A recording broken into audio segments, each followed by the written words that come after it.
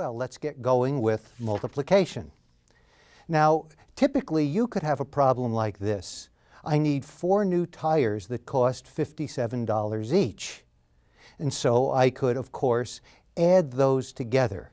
But often in math you find this same kind of repeated addition necessary. So we've devised a new mathematical operation which will let you deal with something like 57 4 times, or the way we say it now, you see how I'm sneaking up on this, 57 times 4, and we write it this way. Sometimes an X is used to indicate that the word times. So it's 57 4 times, or 57 times 4, and we work that out. You could certainly add it, but if you knew how to multiply, which is what we're getting at, you would multiply it to get, it would cost you a total of $228 to buy your 4 tires. So when we talk about multiplication, we really mean it's a math shortcut for repeated addition.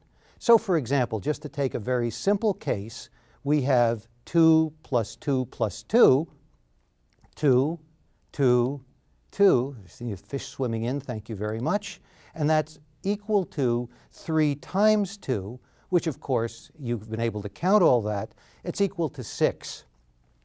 Now it turns out that the earliest calculators that did multiplication actually used this. Let me show you something. This is a calculator that I have here, and it's called a Curta. And I got it a long time ago at a swap meet, actually, to do automobile rallying. And the way it works is that you put a number in over here, like 12, and then you rotate the top.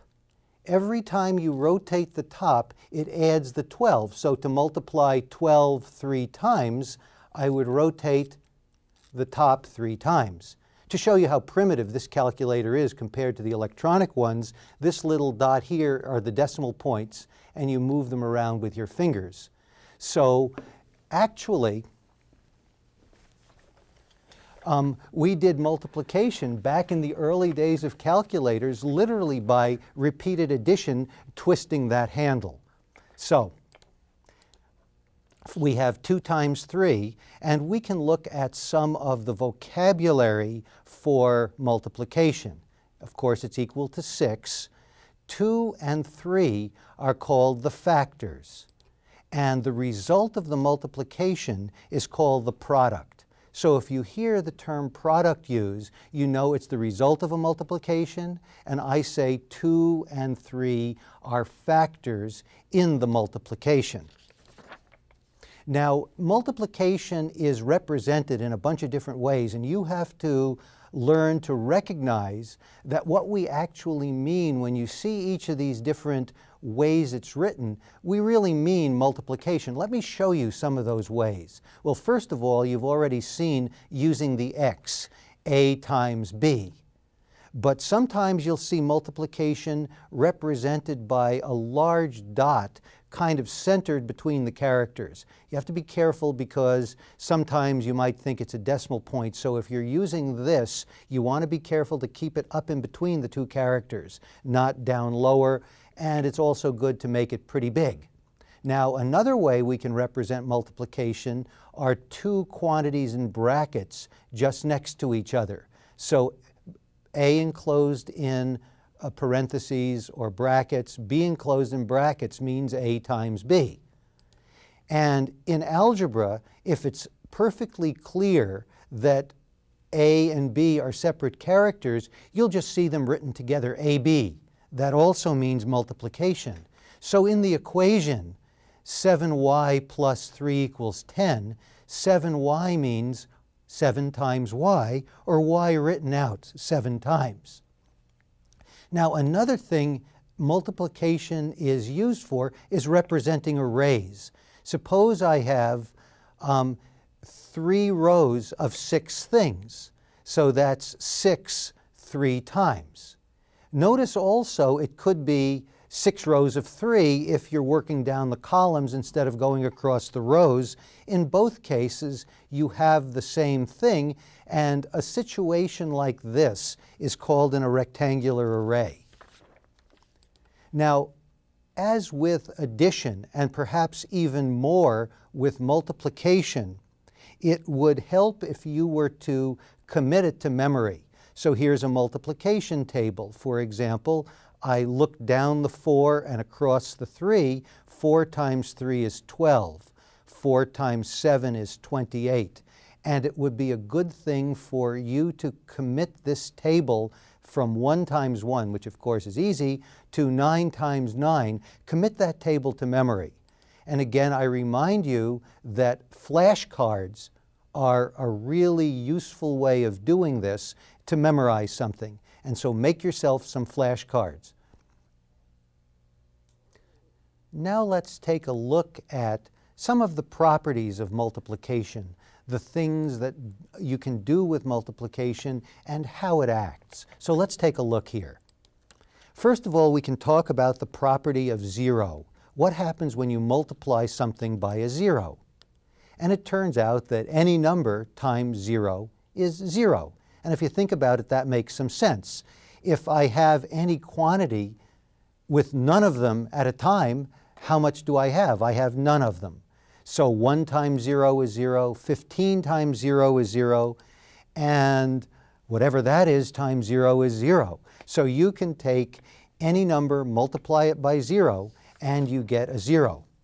Now, properties of 1. If you have anything taken one time, it's just whatever you started with. So where a can be any number, 1 times a is a times 1, which is just a. 1 times 1 is 1. 15 times 1 is 15.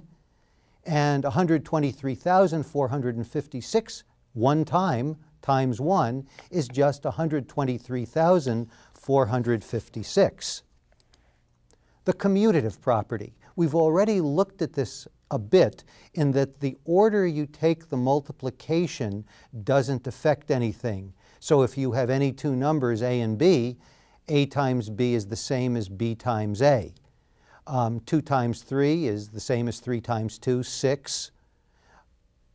52 times 3 is 3 times 52, and so forth.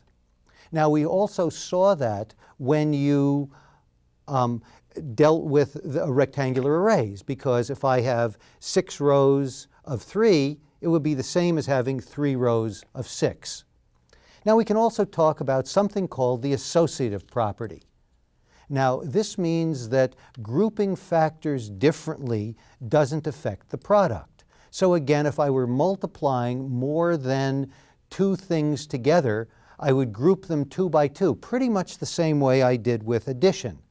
So what that says is, if I have 2 times the quantity 3 times 6, it's the same as saying I have 2 times 3 grouped together times 6. Now let's look at something called the distributive property. And what this says is when you multiply the sum or difference of terms like 3 plus 4 by a factor 5, you have to multiply the 3 and the 4 each by the 5 to make it work. Let's see how that goes. So in general, if I have a times a quantity b plus c, it says I have to multiply the a by the b and multiply the a by the c to get the correct result. So for example, 4 times the quantity 2 plus 3 can be represented as 4 times 2 plus 4 times 3. Let's look at an example of the distributive property. We've written it out again here. A times the quantity b plus c is equal to ab, or a times b, plus ac. So let's look at 5 times the quantity 7 plus 2. So if we use the distributive property, that's 5 times 7 plus 5 times 2. And 5 times 7 is 35. 5 times 2 is 10. So our answer is 45. And if we actually added together the 2 plus 7 and got 9, we would see that's correct, because 5 times 9 we know, because of our flashcards of course, is 45. Let's look at one more example of this. How about 7 times the quantity 40 plus 5? So if we do this using the distributive property, we have 7 times 40 plus 7 times 5, which is 280. 7 times 40 is 280. 7 times 5 is 35. Then we can add those together to get the result of 315. Now, this actually uses our number system and will give you an easy way, if you wish, to multiply complicated things. Because suppose I had 7 times 47. You may not be able to multiply that in your head, but you could change the 47 to 40 plus 7, and then multiply 7 by each one, and then add them together later. And it's often possible to do fairly complicated arithmetic problems in your head using this idea of the distributive property and taking numbers apart. I do it often. Now, let's look at how we go to multiply large numbers together. First of all, let's try this one, 42 times 3. So we multiply the 2 in the 42 by 3 and get 6. Now remember that the 4 is actually represents 40 because it's in the tens place. So 4 times 3 is 12. So the answer is 126. But notice I wrote the 12 so that the 2 is immediately below the 4. And so if I just had 40 times 3, it would represent 120. And then I add the 6 from the 2 times 3 into it. So in a way, if you look at it, you can see that when you do a longer multiplication, you're actually using that distributive property that we just talked about, although no one goes around saying, hey, I'm using the distributive property, but it's built into multiplying larger numbers. Let's look at another example. How about 42 times 7? So 2 times 7 is 14, so we put the 14 there. Notice we put the 1 over in the tens column. Then we multiply the 4 times the 7, and we get 28. Notice that I put the 8 directly beneath the 4. And that really, because I'm talking about 40 times 7, which is 280. But we often don't worry about writing the zeros down. And again, with the distributive property, I'm really multiplying the quantity 40 plus 2 times 7. So now I add the 2 together to get the final result, and I find out I get 294. Let's look at how that works.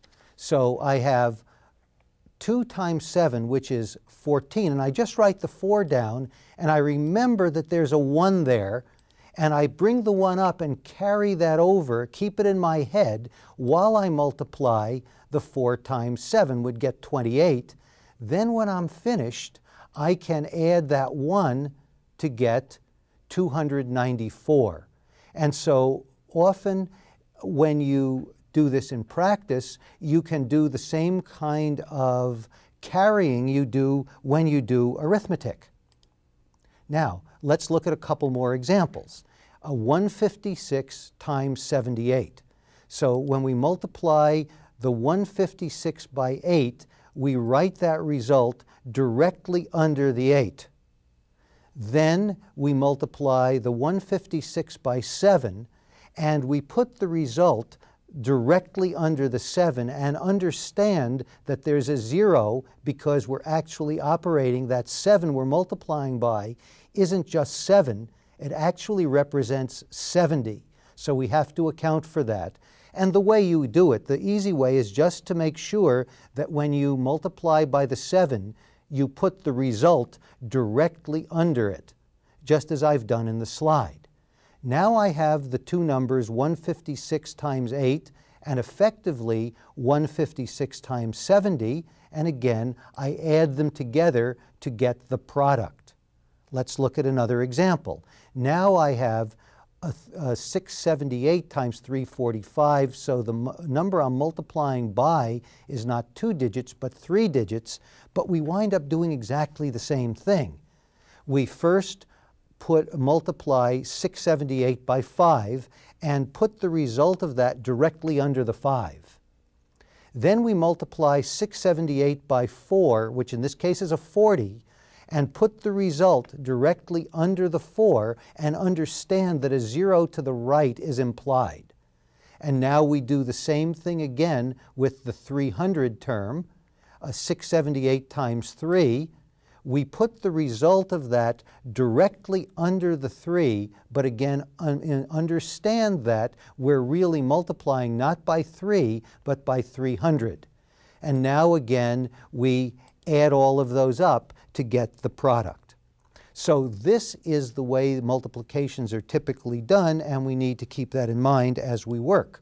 So let's look at the rules for multiplication. To multiply large digits, here's what we do. We line up both numbers by place, then multiply every digit in the top number by the first digit on the right in the second number. Then we line up that product with the digit and repeat it for each successive digit, lining up the product. Then when we're finally done, we add all of them together. So that's what there is to long multiplication.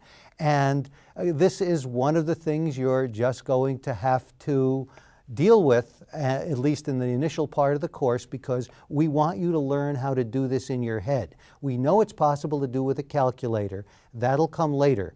But right now we're trying to develop these skills. Let's go look at how we would use multiplication in word problems. Here's one. The average heartbeat is 73 beats a minute. Shall I check? No, I won't bother you with that right now. How many beats are there in 1 hour? So if we have 73 beats a minute, that's the information given. What's asked is how many beats are there in an hour. So what we are given is 73 beats a minute. We're also given something else. Sometimes in word problems, you're expected to bring in some other fact. And what we know that we're expected to bring in is how many minutes there are in an hour. And there are 60 minutes in an hour. That's probably something most of you have in your head. And we're asked how many beats are there in an hour. So in order to do this, we see there are 73 beats per minute times 60 minutes per hour. So we multiply that together and we find out there are 4,380 beats per hour. Let's look at another one. Here we combine all kinds of things that we've learned before. What is the cost of 11 cameras at $27 each and 6 TVs at $736 each? So there's one of the pieces of information, 11 cameras and 6 TVs. So we're given $27 a camera times 11 cameras, $736 a television times 6 televisions. Then what is the total cost? Okay, we need to add the total cost of the cameras to the total cost of the televisions. So the first thing I need to do is do the multiplications. 27 times 11 is 297, and 736 times 6 is 4,416. Then we add those together to get 4,713. There's another type of calculation that uses multiplication a lot, and that has to do with area. And I'd like to show you a very, what I consider cheesy demonstration. Let's go over to the table. So what I have here is a bunch of cheese squares. And often we want to represent surface area. And I was going to use this with rug squares, but I figured cheese was better because when I'm done I can eat it. So area is how much surface something takes up. So this is the surface of the cheese. And so I would like to know how much area I would take up if I, say, had 4 cheeses along this way, and you could think of that as 4 carpet squares times 3 cheeses. So I could lay this cheeses out and think of them as carpet squares or cheese squares. So now what I have here is an area which is 4 units by 3 units, and all, of course, made of cheese. Now, if these were each a foot, I would have something that's 4 feet by 3 feet, and the way you represent this, you call it square feet. Anyway, we'll look at that mathematically, and while I'm on my way back, I think I'll have some cheese.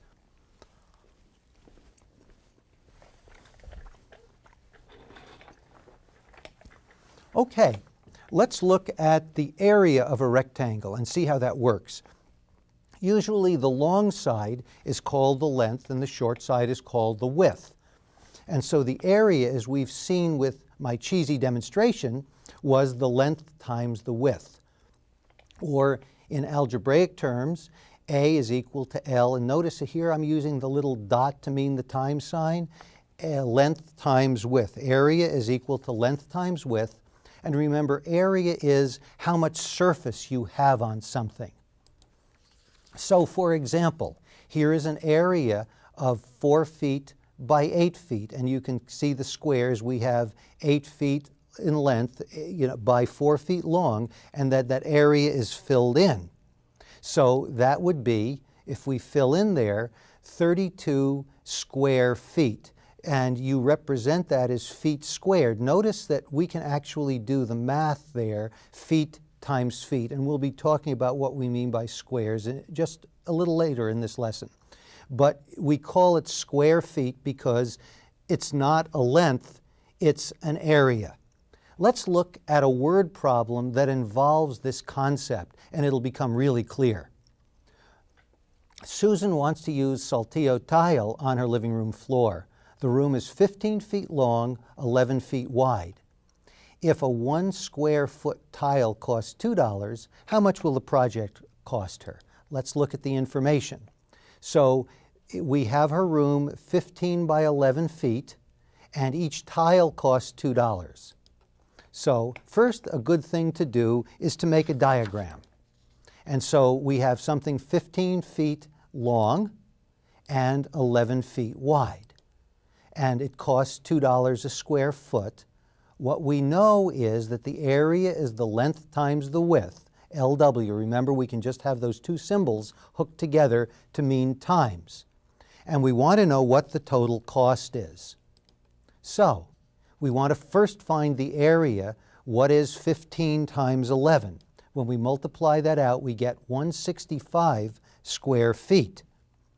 Then again, just to remind you that we're making that of tiles by 1 foot by 1 foot. So if each tile is 1 square foot, we need 165 tiles. So we have 15 by 11, and of course you can count them. If you can count very fast, we have here 165 boxes. So we understand now that each box costs $2. So the total cost of her doing the floor will be $2 times 165 tiles. And we get her total cost is $330. Let's look at another example. This has to do with Arizona license plates. And the question is, how many different license plates having 3 numbers and 3 letters can we make in Arizona before we have to go to another system? So the question is, how many different license plates? And what we're given is they have 3 letters and 3 numbers. Let's see how this might work by making a diagram. So initially we have the first character can be 0 to 9, the second, third, and so forth, and then we have 3 letters. So let's see what we have here. We know we can have 3 numbers, 3 letters. We have 10 possible digits for the numbers and 26 possible letters. So how many different possible combinations are there? Well, what I can do is match this up. So for example, if I have a 0, then let the second digit go from 0 to 9 and so forth. I would find out that what you need to do is multiply each of these numbers together. So, for example, if I had just 2 digits, I would have 10 times 10, or 100 possible combinations. In this case, I would have to multiply 10 times 10 times 10 times 26, and so on and so forth. Annoying but doable. And when you work it out, it's 17,576,000 different possible combinations. Now, in this case, you've noticed that we have a whole bunch of things multiplied together that are the same: 10 times 10 times 10, 26 times 26 times 26. We have a shorthand way of doing that, and that's called exponents. So instead of multiplying 23 4 times, we write that as 23 with a little 4 above it. Let's look at how that works. In this case, suppose we have an Alaska plate which just has 5 letters: 26, 26, 26, and so forth. So how many possible combinations do we have there? Well, we multiply those together and we find out that's 11,881,376. I hope you did that in your head while you were watching. So it's 26 times itself 5 times. And we write that as 26 with a 5 off to the right and above it, a little bit smaller, or 26 to the 5th power is the way we say it. And so here's how it's written. We call the 26 the base, and the 5 is called the exponent. And again, we use that because it's very handy for repeated multiplication. And we've already seen a little of where we might use it. For example, if we have 2 things multiplied by itself, we get a square. 3 by 3, we say we have 3 squared, which is 9. And again, we can use length here, 3 feet times 3 feet. 3 times 3 is 9. Feet times feet is feet squared. So we say we have 3 feet squared, or 9 square feet. Let's look at cubing something. If we have 3 times 3 times 3, 3 times 3 is the base of that, which is 9, and if it goes 3 high, what we have is a cube. And so we say 3 cubed, or we can do this with feet as well, and we have 3 feet by 3 feet by 3 feet, and we can say we have 27 cubic feet, or if we wanted to, we can write it feet cubed. If we have 7 threes, we can write that as 3 to the 7th power. Now, it's also useful, and we'll see later, we can write powers of 10 out. And you may remember when we expanded numbers, we did it by 1, 10, 100, and so forth. Now we can represent it even more compactly as powers of 10.